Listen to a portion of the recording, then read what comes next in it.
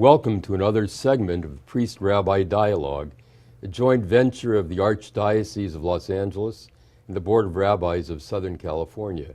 I'm Rabbi Hillel Cohn. And I'm Father Alexei. I'm the Ecumenical and Interreligious Officer for the Roman Catholic Archdiocese of Los Angeles and a Greek Catholic priest. We both come from traditions that emphasize the importance of doing something to help make the world better. In Jewish tradition, we often hear the words tikkun olam, repairing of the world. But what is it that compels us to engage, not only as clergy, but our laity as well, in works to help better the communities, the world in which we live?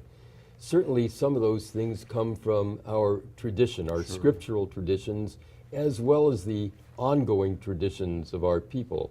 I can think of no verse, for example, out of the Torah, the first 5 books of the Hebrew Scriptures, that has compelled me more than the words from the book of Deuteronomy, tzedek, tzedek, tirdof. 3 words, justice, justice shall you pursue. Just coincidentally, those happened to be words that were part of the Torah portion on the week that I became a bar mitzvah many years ago. Just coincidentally. But the rabbis of old raised the question, why does it repeat tzedek, tzedek, justice, justice? And one of the commentaries that I always like to refer to is the one that says justice, real justice, the repetition of it, and that we need to use just means to achieve just ends. But that vision of the fact that the world can become a more just place is one that is important to our tradition, and I'm sure that there are verses that stand out in your tradition as well. Oh, absolutely, Rabbi. What immediately comes to mind, the foundation of all Catholic teaching about social justice issues is the inherent dignity of the individual and the sacredness of life. So if we go back to the books of Genesis, the creation account, where God creates us in His image and likeness, that means each and every human person is created in the image and likeness of God. We have to respect that in each and every individual human being, and we have to serve that in each and every human being. As good as it is to nurture one's individual spiritual life, and that's important, one cannot do that with the exclusion of concern for the world in which we live, the society of which we are a part. And I think our traditions really mandate that for us. I can think, for example, of that verse that comes from the writing of the prophet Micah. Yes, it has been told you, O mortal one, what is required of you. Yeah. And it doesn't say for Jews that you shall light candles every Friday evening at 18 minutes before sundown, or that you shall fast on Yom, but it says you shall do justly and love mercy and walk through life with humility. Those are verses, that along with the justice, justice shall you pursue, that I would hope every Jew understands as being an ultimate call, an ultimate mandate, a commandment to follow in their life. And then the question is, how do we then relate the world in which we live, the communities, the society in which we live, and how do we achieve justice and make it a more merciful kind of society? I wouldn't limit that call of the prophet Micah to Jews. Right. I think Christians certainly must embrace that as well. Because our scriptures are part of your scriptures. Exactly, right. We share that. Another story from the New Testament, from the Gospel of Luke, the whole parable of the Good Samaritan. I think where in Jesus, in telling that parable, where the man goes down from Jerusalem to Jericho, he's meets, unfortunately, with robbers. They beat him, they leave him aside, and a priest walks by him, and a Levite passes by him. Finally, a Samaritan, who is an outcast in the society that time, takes care of him, tends to him, takes him to an inn, pays the innkeeper to take care of him, shows us that we have to be there for everyone, absolutely for everyone, and that we are, at the end of the parable, Jesus asked the lawyer who asked the original question, who is my neighbor? And the man says, the one who took care of this person. Jesus instructs him, go and do likewise. Go and do like. Go and take care of people. Go and be there justly for people. There's a classic statement in Jewish tradition when one was asked to summarize all of the Torah, the entire body of Jewish wisdom, into one sentence, what would it be? And he referred to the book of Leviticus. You shall love your neighbor as yourself. All the rest is commentary. Yes, now yeah. just go and learn the commentaries. Exactly. But that idea of loving one's neighbor as oneself is also predicated on a just society in which that neighbor lives.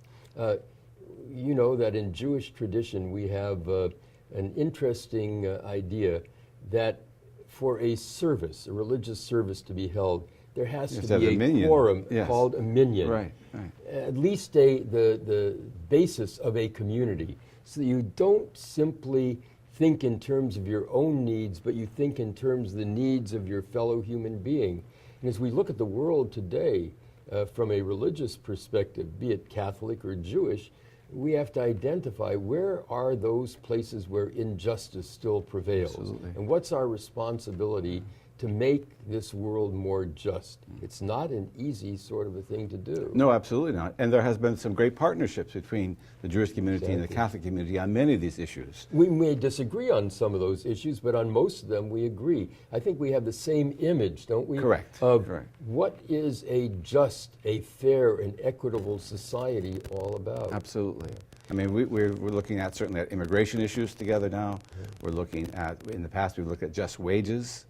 What's a just wage for people today? Kind of punishment for crimes and so on. Precisely. Rehabilitation of Yeah. those who have committed crimes. You know, there was a marvelous statement not all that long ago by a great Jewish thinker of the 20th century who said, you know, there are three primary roles that religion or faith imposes on us. Believing, belonging, and behaving. Yes. And I would say that from a Jewish point of view, without wanting to oversimplify it, our emphasis would be primarily on behavior, and maybe secondarily on belonging, but behavior first, and then believing comes third. I know that that's not quite Probably the answer we have just that the you would give. opposite. You would Yes, have yeah. the opposite, Yes. that without belief you can't have behavior. But for us, the ultimate definition of being a religious person is to be one who behaves ethically, who behaves in such a manner that one does not diminish justice, but increases justice. At the same time, from our perspective, St. James tells us faith without works is dead. Exactly. Yeah. And that works doesn't mean earning your salvation. It means manifesting the love that Christ has for us in service to other people, in bringing justice for other people. The rabbis in the Mishnah, part of the oral tradition, have this wonderful phrase, which I would also say is one which motivates me. It says, Lo hamidrasha ikar ela hama'aseh, that it's not the teaching, the story, the legend, the belief that is important. What is primarily important is the behavior, the doing of the deed, of the mitzvah. And, you know, if one just talks about a commandment but doesn't do anything to further the proliferation of justice, then one has really failed to observe. It's one's very religious interesting, life. Rabbi, that in the Matthew's Gospel, chapter 25, the so-called Last Judgment parable, there's no question about belief. It's, I was hungry, and you gave me to eat. I was thirsty, you gave me to drink. I was naked, and you clothed me, this type of thing. And then those people who do these things are welcomed into paradise.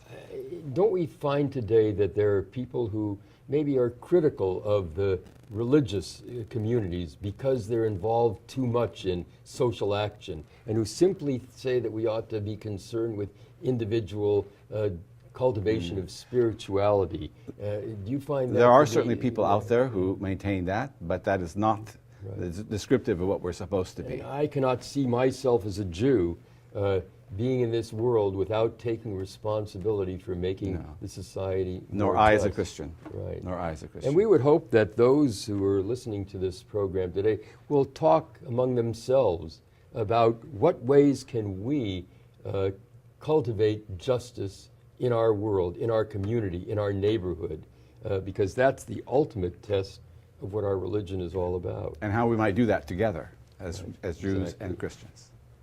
Well, thank you for being with us on this segment, and we hope that it has helped you to think through your role as a religious person.